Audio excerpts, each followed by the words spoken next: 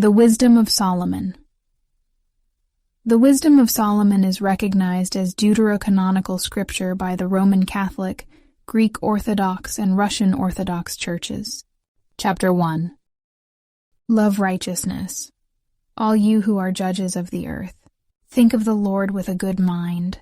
Seek him in singleness of heart, because he is found by those who don't put him to the test, and is manifested to those who trust him.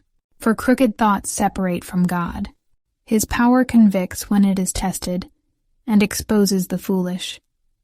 Because wisdom will not enter into a soul that devises evil, nor dwell in a body that is enslaved by sin. For a holy spirit of discipline will flee deceit, will depart from thoughts that are without understanding, and will be ashamed when unrighteousness has come in. For wisdom is a spirit who loves man, and she will not hold a blasphemer guiltless for his lips, because God is witness of his inmost self, and is a true overseer of his heart, and a hearer of his tongue.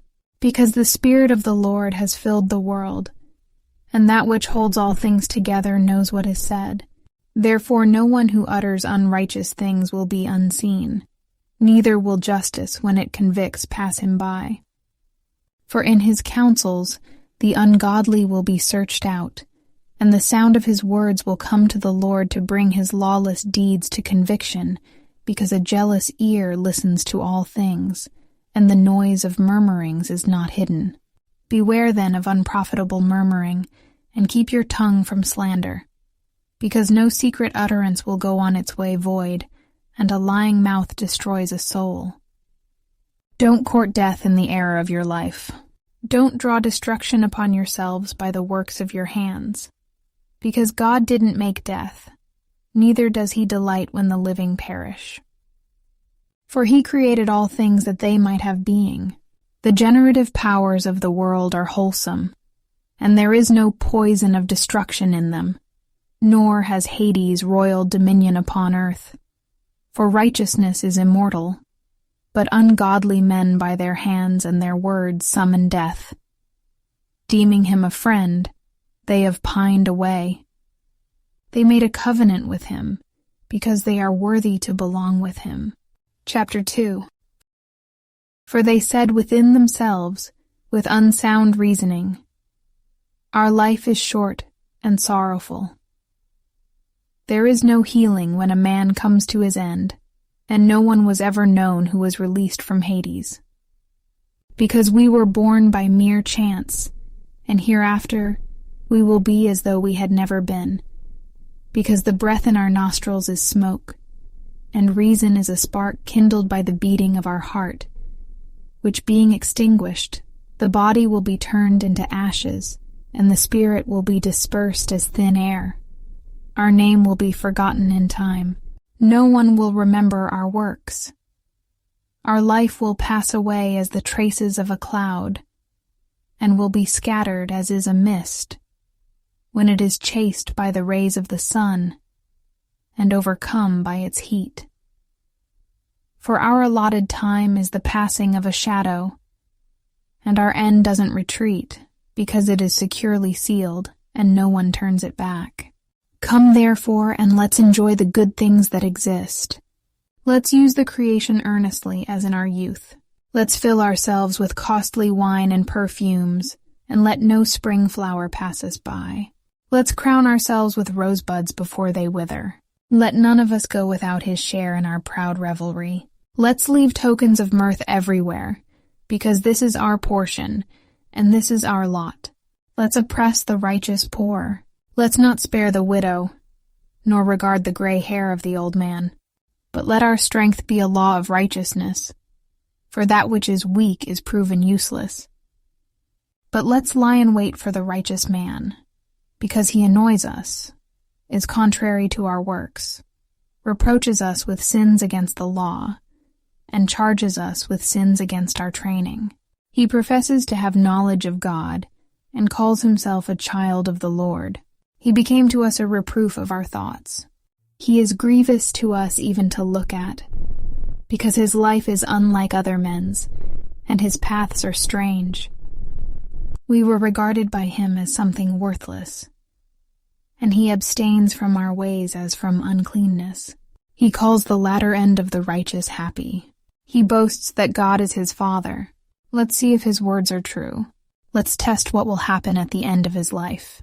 For if the righteous man is God's son, he will uphold him, and he will deliver him out of the hand of his adversaries. Let's test him with insult and torture, that we may find out how gentle he is, and test his patience. Let's condemn him to a shameful death, for he will be protected, according to his words. Thus they reasoned, and they were led astray, for their wickedness blinded them, and they didn't know the mysteries of God, neither did they hope for wages of holiness, nor did they discern that there is a prize for blameless souls. Because God created man for incorruption, and made him an image of his own everlastingness. But death entered into the world by the envy of the devil, and those who belong to him experience it. Chapter 3. But the souls of the righteous are in the hand of God, and no torment will touch them. In the eyes of the foolish they seem to have died. Their departure was considered a disaster, and their travel away from us ruin. But they are in peace. For even if in the sight of men they are punished, their hope is full of immortality. Having borne a little chastening, they will receive great good, because God tested them and found them worthy of himself. He tested them like gold in the furnace, and he accepted them as a whole burnt offering. In the time of their visitation they will shine.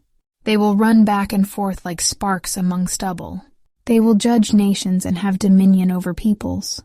The Lord will reign over them forever. Those who trust him will understand truth. The faithful will live with him in love, because grace and mercy are with his chosen ones. But the ungodly will be punished even as their reasoning deserves, those who neglected righteousness and revolted from the Lord. For he who despises wisdom and discipline is miserable. Their hope is void, and their toils are unprofitable. Their works are useless. Their wives are foolish, and their children are wicked. Their descendants are cursed, for the barren woman who is undefiled is happy. She who has not conceived in transgression, she will have fruit when God examines souls. So is the eunuch which has done no lawless deed with his hands, nor imagined wicked things against the Lord. For a precious gift will be given to him for his faithfulness, and a delightful inheritance in the Lord's sanctuary. For good labors have fruit of great renown. The root of understanding can't fail, but children of adulterers will not come to maturity. The seed of an unlawful union will vanish away. For if they live long, they will not be esteemed, and in the end, their old age will be without honor. If they die young, they will have no hope, nor consolation in the day of judgment. For the end of an unrighteous generation is always grievous. Chapter 4.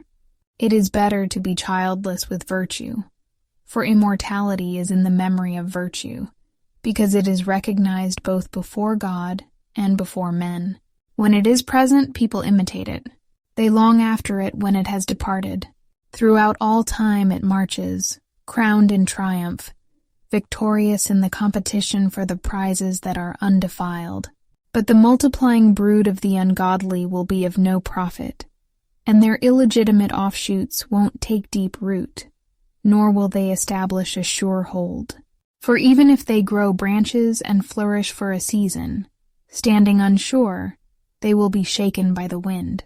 They will be uprooted by the violence of winds. Their branches will be broken off before they come to maturity. Their fruit will be useless, never ripe to eat, and fit for nothing.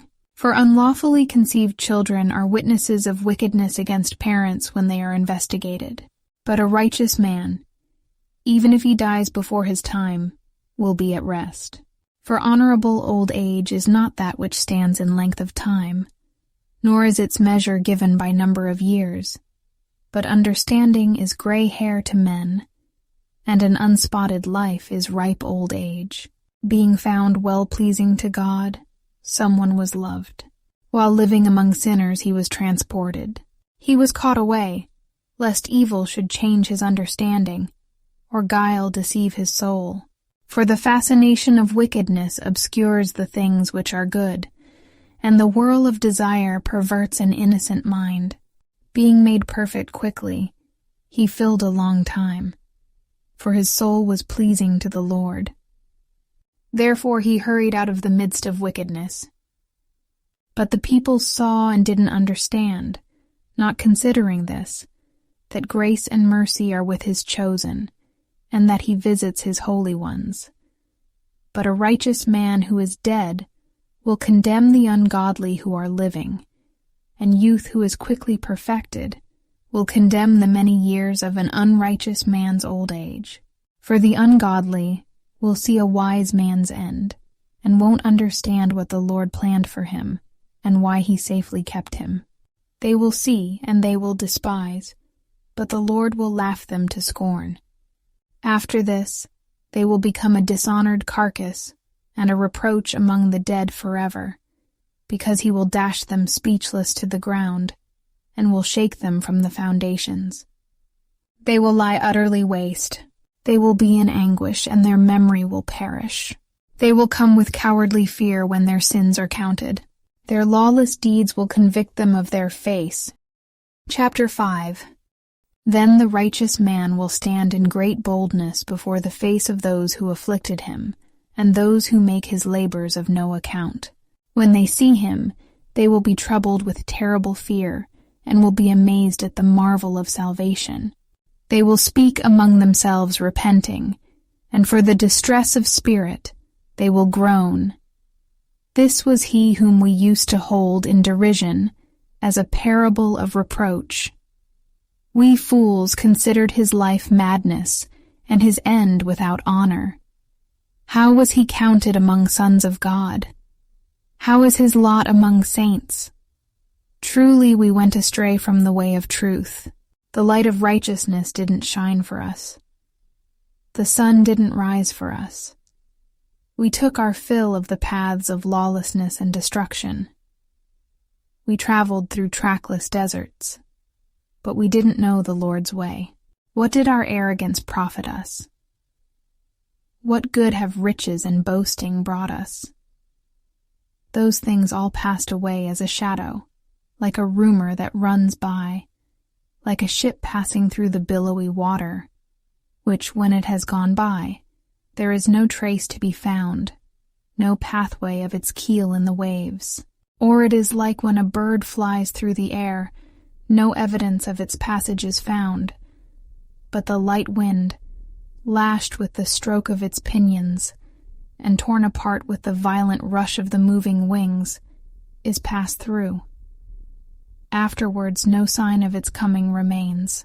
Or it is like when an arrow is shot at a mark, the air it divided closes up again immediately, so that men don't know where it passed through. So we also, as soon as we were born, ceased to be, and we had no sign of virtue to show, but we were utterly consumed in our wickedness, because the hope of the ungodly man is like chaff carried by the wind, and as foam vanishing before a tempest, and is scattered like smoke by the wind, and passes by as the remembrance of a guest who stays just a day. But the righteous live forever. Their reward is in the Lord, and the care for them with the Most High. Therefore they will receive the crown of royal dignity and the diadem of beauty from the Lord's hand, because he will cover them with his right hand, and he will shield them with his arm. He will take his zeal as complete armor, and will make the whole creation his weapons to punish his enemies. He will put on righteousness as a breastplate, and will wear impartial judgment as a helmet. He will take holiness as an invincible shield. He will sharpen stern wrath for a sword. The universe will go with him to fight against his frenzied foes. Shafts of lightning will fly with true aim. They will leap to the mark from the clouds, as from a well-drawn bow. Hailstones full of wrath will be hurled as from a catapult. The water of the sea will be angered against them. Rivers will sternly overwhelm them. A mighty wind will encounter them. It will winnow them away like a tempest. So lawlessness will make all the land desolate. Their evil doing will overturn the thrones of princes. Chapter 6. Hear therefore, you kings, and understand. Learn, you judges of the ends of the earth. Give ear, you rulers who have dominion over many people, and make your boast in multitudes of nations, because your dominion was given to you from the Lord, and your sovereignty from the Most High.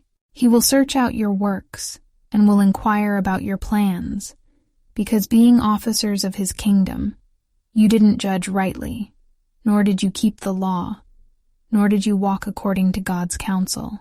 He will come upon you awfully and swiftly, because a stern judgment comes on those who are in high places. For the man of low estate may be pardoned in mercy, but mighty men will be mightily tested. For the sovereign Lord of all will not be impressed with anyone, neither will he show deference to greatness, because it is he who made both small and great, and cares about them all. But the scrutiny that comes upon the powerful is strict. Therefore my words are to you, O princes, that you may learn wisdom and not fall away. For those who have kept the things that are holy in holiness will be made holy. Those who have been taught them will find what to say in defense. Therefore set your desire on my words. Long for them, and you princes will be instructed. Wisdom is radiant and doesn't fade away, and is easily seen by those who love her, and found by those who seek her. She anticipates those who desire her, making herself known. He who rises up early to seek her won't have difficulty, for he will find her sitting at his gates. For to think upon her is perfection of understanding, and he who watches for her will quickly be free from care, because she herself goes around, seeking those who are worthy of her, and in their paths she appears to them graciously, and in every purpose she meets them. For her true beginning is desire for instruction, and desire for instruction is love. And love is observance of her laws. To give heed to her laws confirms immortality. Immortality brings closeness to God. So then desire for wisdom promotes to a kingdom. If therefore you delight in thrones and scepters, you princes of peoples, honor wisdom, that you may reign forever. But what wisdom is, and how she came into being, I will declare. I won't hide mysteries from you, but I will explore from her first beginning, bring the knowledge of her into clear light, and I will not pass by the truth. Indeed, I won't travel with consuming envy, because envy will have no fellowship with wisdom. But a multitude of wise men is salvation to the world, and an understanding king is stability for his people. Therefore be instructed by my words, and you will profit. Chapter 7. I myself am also mortal, like everyone else, and am a descendant of one formed first and born of the earth. I molded into flesh in the time of 10 months in my mother's womb, being compacted in blood from the seed of man and pleasure of marriage. I also, when I was born, drew in the common air, and fell upon the kindred earth, uttering, like all, for my first voice, the same cry.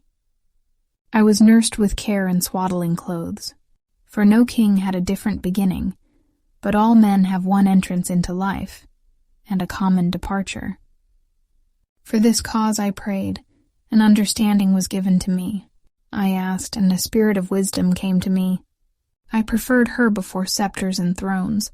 I considered riches nothing in comparison to her. Neither did I liken to her any priceless gem, because all gold in her presence is a little sand, and silver will be considered as clay before her.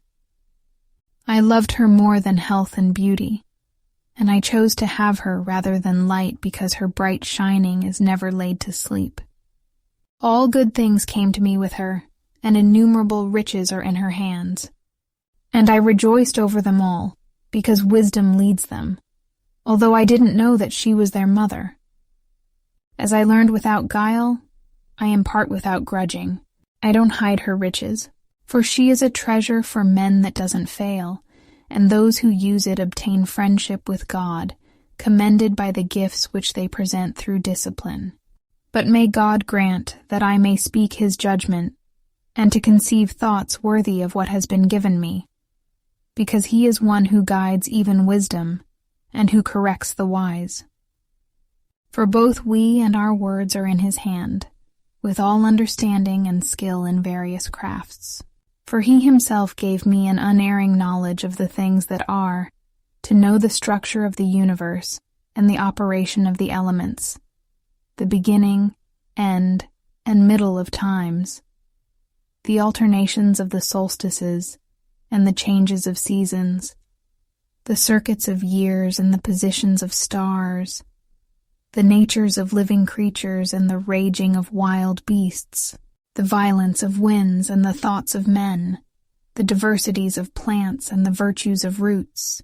All things that are either secret or manifest I learned, for wisdom, that is the architect of all things, taught me.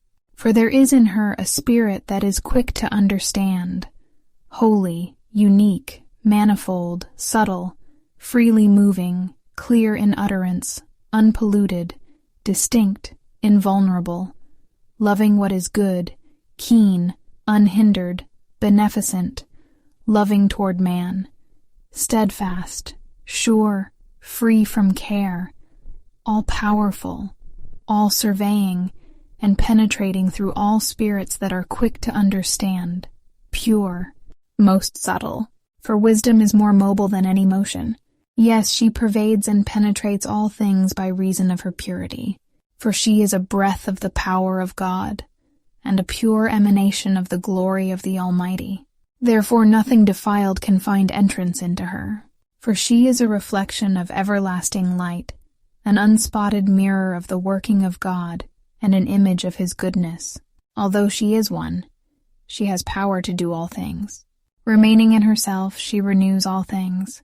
From generation to generation, passing into holy souls, she makes friends of God and prophets. For God loves nothing as much as one who dwells with wisdom, for she is fairer than the sun, and above all the constellations of the stars.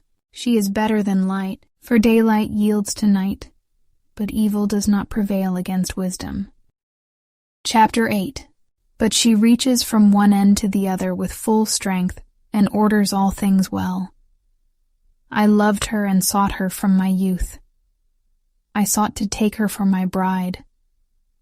I became enamored by her beauty. She glorifies her noble birth by living with God. The sovereign Lord of all loves her, for she is initiated into the knowledge of God, and she chooses his works. But if riches are a desired possession in life, what is richer than wisdom, which makes all things? And if understanding is effective, who more than wisdom is an architect of the things that exist? If a man loves righteousness, the fruits of wisdom's labor are virtues, for she teaches soberness, understanding, righteousness, and courage. There is nothing in life more profitable for people than these. And if anyone longs for wide experience, she knows the things of old, and infers the things to come. She understands subtleties of speeches and interpretations of dark sayings. She foresees signs and wonders and the issues of seasons and times. Therefore I determined to take her to live with me, knowing that she is one who would give me good counsel and encourage me in cares and grief. Because of her, I will have glory among multitudes, and honor in the sight of elders, though I am young. I will be found keen when I give judgment. I will be admired in the presence of rulers. When I am silent, they will wait for me. When I open my lips, they will heed what I say. If I continue speaking, they will put their hands on their mouths. Because of her, I will have immortality, and leave behind an eternal memory to those who come after me. I will govern peoples. Nations will be subjected to me. Dreaded monarchs will fear me when they hear of me. Among the people I will show myself to be good and courageous in war. When I come into my house, I will find rest with her, for conversation with her has no bitterness, and living with her has no pain, but gladness and joy. When I considered these things in myself, and thought in my heart how immortality is in kinship to wisdom, and in her friendship is good delight, and in the labors of her hands is wealth that doesn't fail, and understanding is in her companionship, and great renown in having fellowship with her words, I went about seeking how to take her to myself. Now I was a clever child and received a good soul. Or rather, being good, I came into an undefiled body. But perceiving that I could not otherwise possess wisdom unless God gave her to me, yes, and to know and understand by whom the grace is given, I pleaded with the Lord and implored him, and with my whole heart I said, Chapter 9. O God of my ancestors and Lord of mercy, who made all things by your word, and by your wisdom you formed man, that he should have dominion over the creatures that were made by you, and rule the world in holiness and righteousness, and execute judgment in uprightness of soul. Give me wisdom, her who sits by you on your thrones. Don't reject me from among your children, because I am your servant and the son of your handmaid, a weak and short-lived man with little power to understand judgment and laws. For even if a man is perfect among the sons of men, if the wisdom that comes from you is not with him, he will count for nothing. You chose me to be king of your people, and a judge for your sons and daughters. You gave a command to build a sanctuary on your holy mountain, and an altar in the city where you live, and a copy of the holy tent which you prepared from the beginning. Wisdom is with you, knows your works, and was present when you were making the world. It also understands what is pleasing in your eyes, and what is right according to your commandments. Send her from the holy heavens, and ask her to come from the throne of your glory, that being present with me she may work, and I may learn what pleases you well. For she knows all things and understands, and she will guide me prudently in my actions. She will guard me in her glory, so my work will be acceptable. I will judge your people righteously, and I will be worthy of my Father's throne. For what man will know the counsel of God? Or who will conceive what the Lord wills? For the thoughts of mortals are unstable, and our plans are prone to fail. For a corruptible body weighs down the soul. The earthy tent burdens a mind that is full of cares. We can hardly guess the things that are on earth, and we find the things that are close at hand with labor. But who has traced out the things that are in the heavens? Who gained knowledge of your counsel, unless you gave wisdom, and sent your Holy Spirit from on high? It was thus that the ways of those who are on earth were corrected, and men were taught the things that are pleasing to you. They were saved through wisdom. Chapter 10. Wisdom guarded to the end the first-formed Father of the world, who was created alone, and delivered him out of his own transgression, and gave him strength to rule over all things. But when an unrighteous man fell away from her in his anger, he perished himself in the rage with which he killed his brother. When for his cause the earth was drowning with a flood, wisdom again saved it, guiding the righteous man's course by a paltry piece of wood. Moreover, when nations consenting together in wickedness had been confounded, wisdom knew the righteous man, and preserved him blameless to God, and kept him strong when his heart yearned toward his child. While the ungodly were perishing, wisdom she delivered a righteous man, when he fled from the fire that descended out of heaven on the 5 cities, to whose wickedness a smoking waste still witnesses, and plants bearing fair fruit that doesn't ripen. A disbelieving soul has a memorial, a standing pillar of salt. For having passed wisdom by, not only were they disabled from recognizing the things which are good, but they also left behind them for their life a monument of their folly, to the end that where they stumbled, they might fail even to be unseen. But wisdom delivered those who waited on her out of troubles. When a righteous man was a fugitive from a brother's wrath, wisdom guided him in straight paths. She showed him God's kingdom, and gave him knowledge of holy things. She prospered him in his toils, and multiplied the fruits of his labor. When in their covetousness men dealt harshly with him, she stood by him and made him rich. She guarded him from enemies, and she kept him safe from those who lay in wait. Over his severe conflict she watched as judge, that he might know that godliness is more powerful than everyone. When a righteous man was sold, wisdom didn't forsake him, but she delivered him from sin. She went down with him into a dungeon, and in bonds she didn't depart from him, until she brought him the scepter of a kingdom, and authority over those that dealt like a tyrant with him. She also showed those who had mockingly accused him to be false, and gave him eternal glory. Wisdom she delivered a holy people and a blameless seed from a nation of oppressors. She entered into the soul of a servant of the Lord, and withstood terrible kings in wonders and signs. She rendered to holy men a reward of their toils. She guided them along a marvelous way, and became to them a covering in the daytime, and a starry flame through the night. She brought them over the Red Sea, and led them through much water. But she drowned their enemies, and she cast them up from the bottom of the deep. Therefore the righteous plundered the ungodly, and they sang praise to your holy name, O Lord, and extolled with one accord your hand that fought for them, because wisdom opened the mouth of the mute, and made the tongues of babes to speak clearly. Chapter 11. Wisdom prospered their works in the hand of a holy prophet. They traveled through a desert without inhabitant, and they pitched their tents in trackless regions. They withstood enemies and repelled foes. They thirsted, and they called upon you, and water was given to them out of the flinty rock, and healing of their thirst out of the hard stone. For by what things their foes were punished, by these they in their need were benefited. When enemies were troubled with clotted blood instead of a river's ever-flowing fountain, to rebuke the decree for the slaying of babies, you gave them abundant water beyond all hope, having shown by the thirst which they had suffered how you punished the adversaries. For when they were tried, although chastened in mercy, they learned how the ungodly were tormented, being judged with wrath.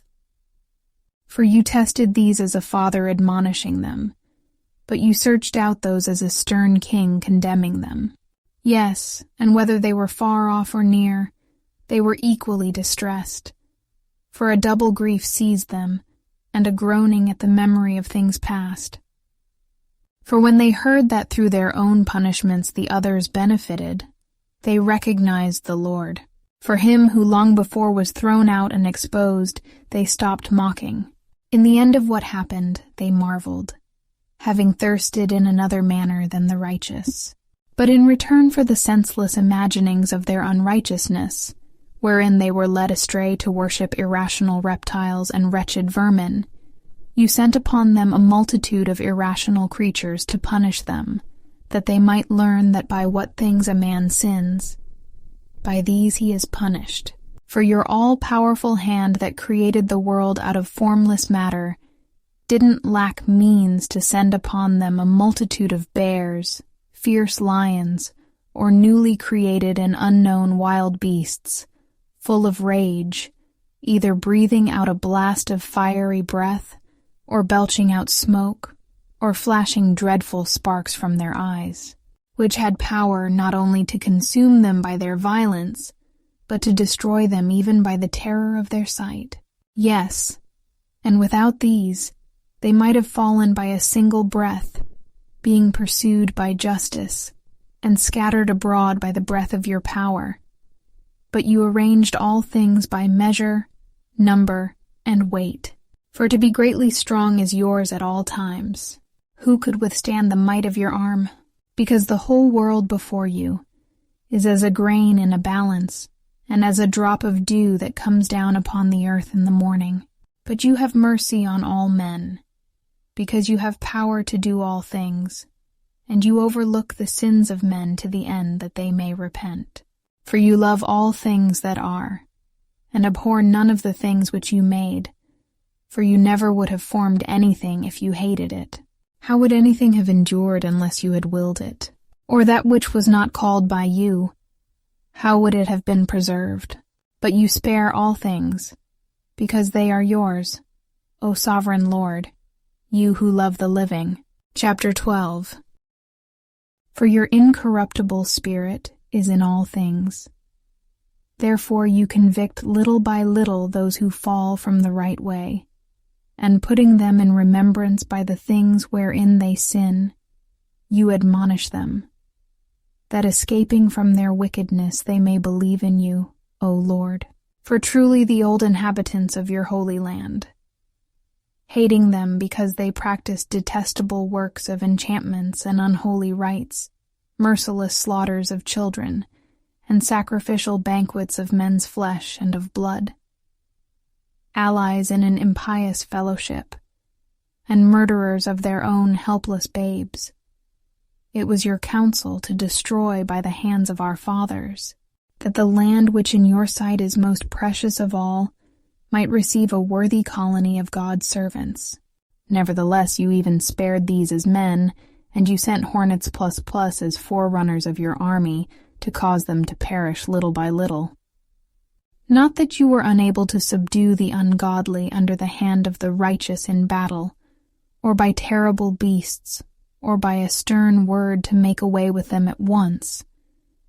But judging them little by little, you gave them a chance to repent, not being ignorant that their nature by birth was evil, their wickedness inborn, and that their manner of thought would never be changed. For they were a cursed seed from the beginning. It wasn't through fear of any that you left them unpunished for their sins. For who will say, "What have you done?" Or, "Who will withstand your judgment?" Who will accuse you for the perishing of nations which you caused? Or who will come and stand before you as an avenger for unrighteous men? For there isn't any God beside you that cares for all, that you might show that you didn't judge unrighteously. No king or prince will be able to confront you about those whom you have punished. But being righteous, you rule all things righteously, deeming it a thing alien from your power to condemn one who doesn't deserve to be punished. For your strength is the source of righteousness, and your sovereignty over all makes you to forbear all. For when men don't believe that you are perfect in power, you show your strength, and in dealing with those who think this, you confuse their boldness. But you, being sovereign in strength, judge in gentleness, and with great forbearance you govern us. For the power is yours whenever you desire it. But you taught your people by such works as these, how the righteous must be kind. You made your sons to have good hope, because you give repentance when men have sinned.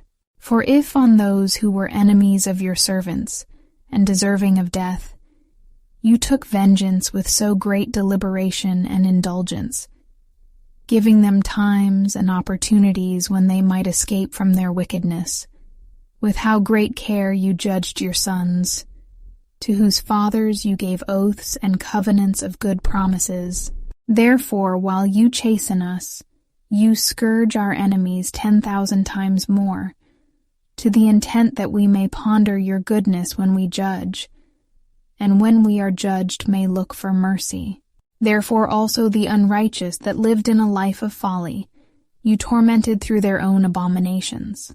For truly they went astray very far in the ways of error, taking as gods those animals which even among their enemies were held in dishonor, deceived like foolish babes. Therefore, as to unreasoning children, you sent your judgment to mock them. But those who would not be admonished by mild correction will experience the deserved judgment of God. For through the sufferings they were indignant of, being punished by these creatures which they supposed to be gods, they saw and recognized as the true God, him whom they previously refused to know. Therefore also the result of extreme condemnation came upon them. Chapter 13. For truly all men who had no perception of God were foolish by nature, and didn't gain power to know him who exists from the good things that are seen. They didn't recognize the architect from his works, but they thought that either fire, or wind, or swift air, or circling stars, or raging water, or luminaries of heaven, were gods that rule the world, if it was through delight in their beauty that they took them to be gods, let them know how much better their sovereign Lord is than these, for the first author of beauty created them. But if it was through astonishment at their power and influence, then let them understand from them how much more powerful he who formed them is. For from the greatness of the beauty of created things, mankind forms the corresponding perception of their Maker. But yet for these men there is but small blame, for they too, perhaps, go astray, while they are seeking God and desiring to find him. For they diligently search while living among his works, and they trust their sight that the things that they look at are beautiful. But again, even they are not to be excused. For if they had power to know so much, that they should be able to explore the world, how is it that they didn't find the sovereign Lord sooner? But they were miserable, and their hopes were in dead things, who called them gods which are works of men's hands, gold and silver, skillfully made, and likenesses of animals, or a useless stone, the work of an ancient hand. Yes, and some woodcutter might saw down a tree that is easily moved, skillfully strip away all its bark, and fashion it in attractive form, make a useful vessel to serve his life's needs. Burning the scraps from his handiwork to cook his food, he eats his fill. Taking a discarded scrap which served no purpose, a crooked piece of wood and full of knots, he carves it with the diligence of his idleness, and shapes it by the skill of his idleness. He shapes it in the image of a man, or makes it like some worthless animal, smearing it with something red, painting it red, and smearing over every stain in it. Having made a worthy chamber for it, he sets it in a wall, securing it with iron. He plans for it that it may not fall down, knowing that it is unable to help itself, for truly it is an image, and needs help. When he makes his prayer concerning goods and his marriage and children, he is not ashamed to speak to that which has no life. Yes, for health he calls upon that which is weak. For life he implores that which is dead. For aid he supplicates that which has no experience. For a good journey he asks that which can't so much as move a step. And for profit in business and good success of his hands, he asks ability from that which has hands with no ability. Chapter 14. Again, one preparing to sail, and about to journey over raging waves, calls upon a piece of wood more fragile than the vessel that carries him. For the hunger for profit planned it, and wisdom was the craftsman who built it. Your providence, O Father, guides it along, because even in the sea you gave a way, and in the waves a sure path, showing that you can save out of every danger, that even a man without skill may put to sea. It is your will that the works of your wisdom should not be ineffective. Therefore men also entrust their lives to a little piece of wood, and passing through the surge on a raft come safely to land. For in the old time also, when proud giants were perishing, the hope of the world, taking refuge on a raft, your hand guided the seed of generations of the race of men. For blessed is wood through which comes righteousness. But the idol made with hands is accursed, itself, and he that made it, because his was the working, and the corruptible thing was called a god. For both the ungodly and his ungodliness are alike hateful to God. For truly, the deed will be punished together with him who committed it. Therefore also, there will be a visitation among the idols of the nation, because, though formed of things which God created, they were made an abomination, stumbling blocks to the souls of men, and a snare to the feet of the foolish. For the devising of idols was the beginning of fornication, and the invention of them the corruption of life. For they didn't exist from the beginning, and they won't exist forever. For by the boastfulness of men they entered into the world, and therefore a speedy end was planned for them. For a father worn with untimely grief, making an image of the child quickly taken away, now honored him as a god which was then a dead human being, and delivered to those that were under him mysteries and solemn rites. Afterward, the ungodly custom, in process of time grown strong, was kept as a law, and the engraved images received worship by the commandments of princes. And when men could not honor them in presence because they lived far off, imagining the likeness from afar, they made a visible image of the king whom they honored, that by their zeal they might flatter the absent as if present. But worship was raised to a yet higher pitch, even by those who didn't know him, urged forward by the ambition of the architect. For he, wishing perhaps to please his ruler, used his art to force the likeness toward a greater beauty. So the multitude, allured by reason of the grace of his handiwork, now consider an object of devotion him that a little before was honored as a man, and this became an ambush, because men, in bondage either to calamity or to tyranny, invested stones and stocks with the name that shouldn't be shared. Afterward it was not enough for them to go astray concerning the knowledge of God, but also, while they live in a great war of ignorance, they call a multitude of evils peace. For either slaughtering children in solemn rites, or celebrating secret mysteries, or holding frenzied revels of strange customs, no longer do they guard either life or purity of marriage, but one brings upon another either death by treachery or anguish by adultery, and all things confusedly are filled with blood and murder, theft and deceit, corruption, faithlessness, tumult, perjury, confusion about what is good, forgetfulness of favors, ingratitude for benefits, defiling of souls, confusion of sex, disorder in marriage, adultery and wantonness. For the worship of idols that may not be named is a beginning and cause and end of every evil. For their worshippers either make merry to madness, or prophesy lies, or live unrighteously, or lightly commit perjury.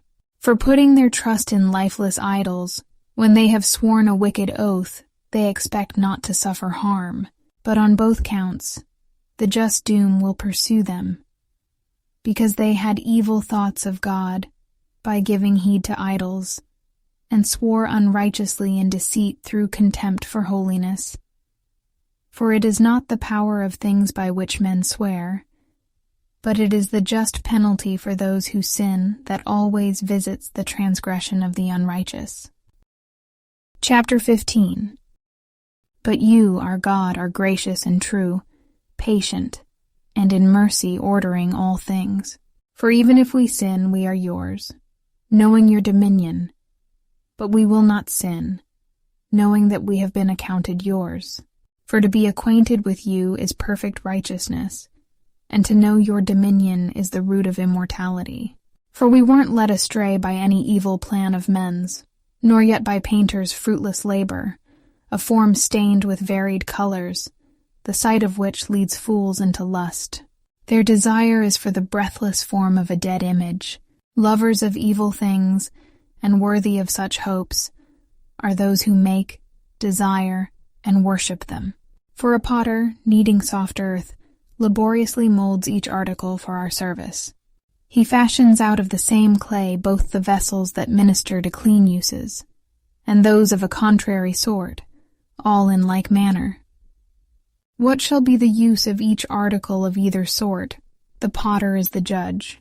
Also, laboring to an evil end, he molds a vain god out of the same clay, he who, having but a little before been made of earth, after a short space goes his way to the earth out of which he was taken, when he is required to render back the fervor's soul which was lent him.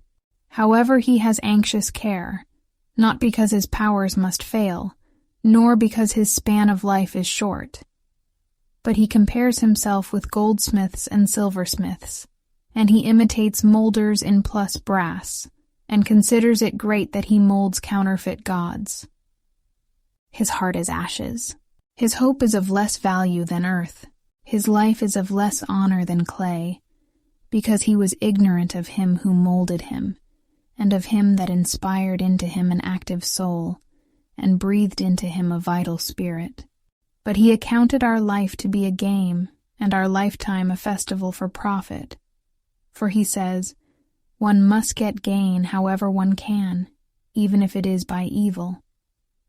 For this man, beyond all others, knows that he sins, out of earthy matter making brittle vessels and engraved images. But most foolish and more miserable than a baby are the enemies of your people, who oppressed them, because they even considered all the idols of the nations to be gods, which have neither the use of eyes for seeing, nor nostrils for drawing breath, nor ears to hear, nor fingers for handling, and their feet are helpless for walking. For a man made them, and one whose own spirit is borrowed molded them. For no one has power as a man to mold a god like himself. But being mortal, he makes a dead thing by the work of lawless hands. For he is better than the objects of his worship, since he indeed had life.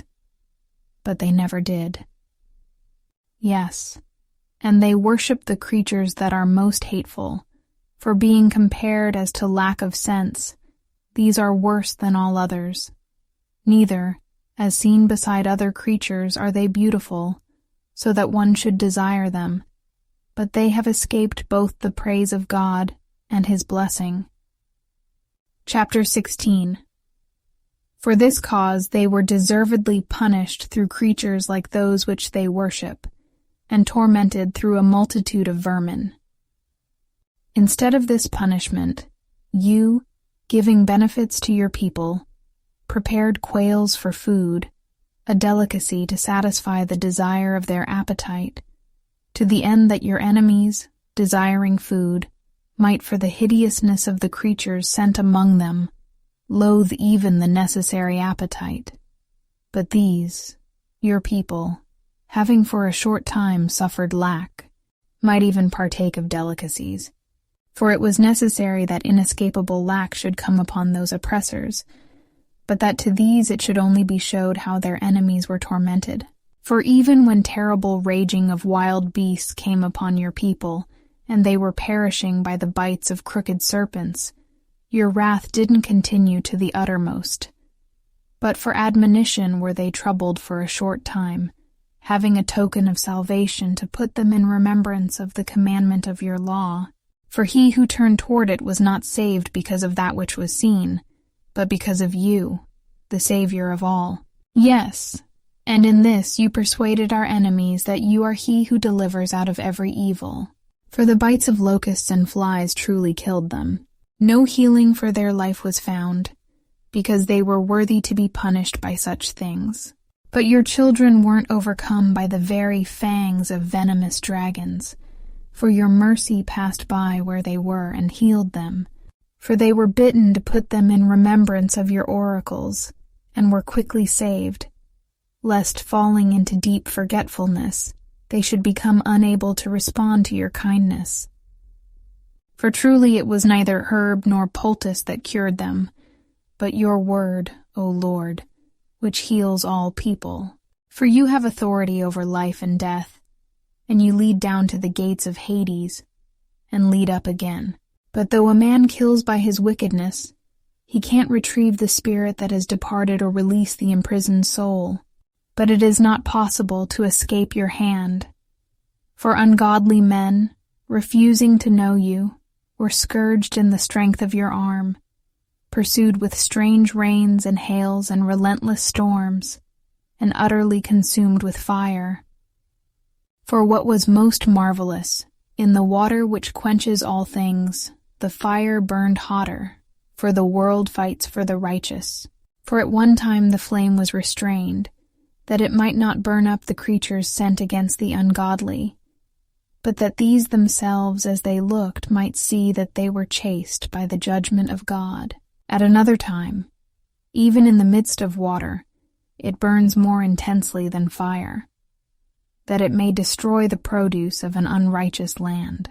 Instead of these things, You gave your people angels food to eat, and you provided ready-to-eat bread for them from heaven without toil, having the virtue of every pleasant flavor and agreeable to every taste. For your nature showed your sweetness toward your children, while that bread, serving the desire of the eater, changed itself according to every man's choice.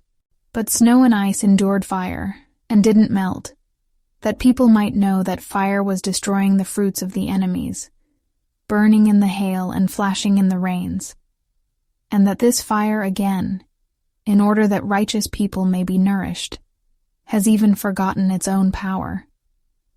For the creation, ministering to you, its maker, strains its force against the unrighteous for punishment and in kindness, slackens it on behalf of those who trust in you.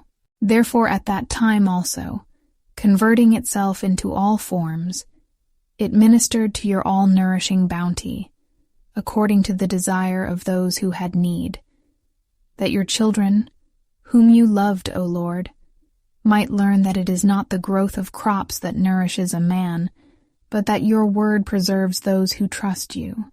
For that which was not destroyed by fire melted away when it was simply warmed by a faint sunbeam, that it might be known that we must rise before the sun to give you thanks, and must pray to you at the dawning of the light. For the hope of the unthankful will melt as the winter's hoarfrost, and will flow away as water that has no use. Chapter 17. For your judgments are great and hard to interpret. Therefore undisciplined souls went astray. For when lawless men had supposed that they held a holy nation in their power, they, prisoners of darkness, and bound in the fetters of a long night, kept close beneath their roofs, lay exiled from the eternal providence. For while they thought that they were unseen in their secret sins, they were divided from one another by a dark curtain of forgetfulness, stricken with terrible awe, and very troubled by apparitions. For neither did the dark recesses that held them guard them from fears, but terrifying sounds rang around them, and dismal phantoms appeared with unsmiling faces, and no power of fire prevailed to give light, neither were the brightest flames of the stars strong enough to illuminate that gloomy night, but only the glimmering of a self-kindled fire appeared to them, full of fear. In terror, they considered the things which they saw to be worse than that sight, on which they could not gaze. The mockeries of their magic arts were powerless now, and a shameful rebuke of their boasted understanding. For those who promised to drive away terrors and disorders from a sick soul, these were sick with a ludicrous fearfulness. For even if no troubling thing frighted them, yet, scared with the creeping of vermin and hissing of serpents, they perished trembling in fear, refusing even to look at the air, which could not be escaped on any side. For wickedness, condemned by a witness within, is a coward thing, and being pressed hard by conscience, always has added forecasts of the worst. For fear is nothing else but a surrender of the help which reason offers, and from within, the expectation of being less prefers ignorance of the cause that brings the torment. But they, all through the night, which was powerless indeed, and which came upon them out of the recesses of powerless Hades, sleeping the same sleep, now were haunted by monstrous apparitions, and now were paralyzed by their souls surrendering. For sudden and unexpected fear came upon them. So then whoever it might be, sinking down in his place, was kept captive, shut up in that prison which was not barred with iron. For whether he was a farmer, or a shepherd, or a laborer whose toils were in the wilderness, he was overtaken, and endured that inescapable sentence. For they were all bound with one chain of darkness. Whether there was a whistling wind, or a melodious sound of birds among the spreading branches, or a measured fall of water running violently, or a harsh crashing of rocks hurled down, or the swift course of animals bounding along unseen, or the voice of wild beasts harshly roaring, or an echo rebounding from the hollows of the mountains. All these things paralyzed them with terror, for the whole world was illuminated with clear light, and was occupied with unhindered works, while over them alone was spread a heavy night, an image of the darkness that should afterward receive them. But to themselves they were heavier than darkness. Chapter 18. But for your holy ones there was great light. Their enemies, hearing their voice but not seeing their form, counted it a happy thing that they too had suffered. Yet for that they do not hurt them. Though wronged by them before, they are thankful. And because they had been at variance with them, they begged for pardon. Therefore you provided a burning pillar of fire to be a guide for your people's unknown journey, and a harmless sun for their glorious exile. For the Egyptians well deserved to be deprived of light and imprisoned by darkness. They who had imprisoned your children, through whom the incorruptible light of the law was to be given to the race of men, after they had taken counsel to kill the babes of the holy ones, and when a single child had been abandoned and saved to convict them of their sin, you took away from them their multitude of children, and destroyed all their army together in a mighty flood. Our fathers were made aware of that night beforehand, that having sure knowledge, they might be cheered by the oaths which they had trusted. Salvation of the righteous and destruction of the enemies was expected by your people. For as you took vengeance on the adversaries, by the same means, calling us to yourself, you glorified us. For holy children of good men offered sacrifice in secret, and with one consent they agreed to the covenant of the divine law, that they would partake alike in the same good things and the same perils, the fathers already leading the sacred songs of praise. But the discordant cry of the enemies echoed back, and a pitiful voice of lamentation for children was spread abroad. Both servant and master were punished with the same just doom, and the commoner suffering the same as king. Yes, they all together, under one form of death, had corpses without number. For the living were not sufficient even to bury them, since at a single stroke their most cherished offspring was consumed. For while they were disbelieving all things by reason of the enchantments, upon the destruction of the firstborn, they confessed the people to be God's children. For while peaceful silence wrapped all things, and night in her own swiftness was half spent, your all-powerful word leapt from heaven, from the royal throne, a stern warrior, into the midst of the doomed land, bearing as a sharp sword your authentic commandment, and standing, it filled all things with death. And while it touched the heaven, it stood upon the earth. Then immediately apparitions in dreams terribly troubled them, and unexpected fears came upon them. And each, one thrown here half dead, another there, made known why he was dying. For the dreams, disturbing them, forewarned them of this, that they might not perish without knowing why they were afflicted. The experience of death also touched the righteous, and a multitude were destroyed in the wilderness. But the wrath didn't last long. For a blameless man hurried to be their champion, bringing the weapon of his own ministry, prayer, and the atoning sacrifice of incense. He withstood the indignation and set an end to the calamity, showing that he was your servant. And he overcame the anger, not by strength of body, not by force of weapons, but by his word. He subdued the avenger by bringing to remembrance oaths and covenants made with the fathers.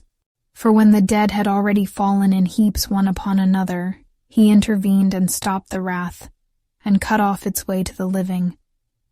For the whole world was pictured on his long robe, and the glories of the fathers were upon the engraving of the 4 rows of precious stones, and your majesty was upon the diadem on his head. The destroyer yielded to these, and they feared, for it was enough only to test the wrath. Chapter 19. But indignation without mercy came upon the ungodly to the end.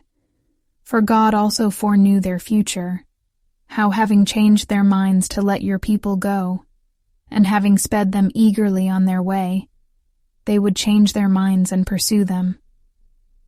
For while they were yet in the midst of their mourning and lamenting at the graves of the dead, they made another foolish decision, and pursued as fugitives those whom they had begged to leave and driven out.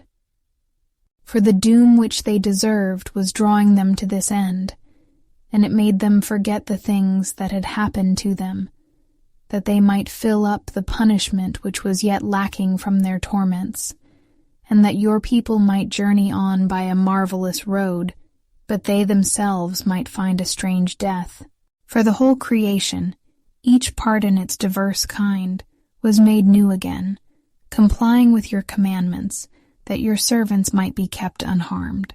Then the cloud that overshadowed the camp was seen, and dry land rising up out of what had been water, out of the Red Sea an unhindered highway, and a grassy plain out of the violent surge, by which they passed over with all their army, these who were covered with your hand, having seen strange marvels.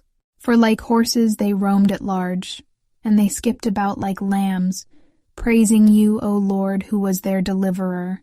For they still remembered the things that happened in the time of their sojourning, how instead of bearing cattle, the land brought forth lice, and instead of fish, the river spewed out a multitude of frogs. But afterward, they also saw a new kind of bird when, led on by desire, they asked for luxurious dainties, for to comfort them, quails came up for them from the sea. Punishments came upon the sinners, not without the signs that were given beforehand by the violence of the thunder, for they justly suffered through their own wickednesses, for the hatred which they practiced toward guests was grievous indeed. For while the others didn't receive the strangers when they came to them, the Egyptians made slaves of guests who were their benefactors.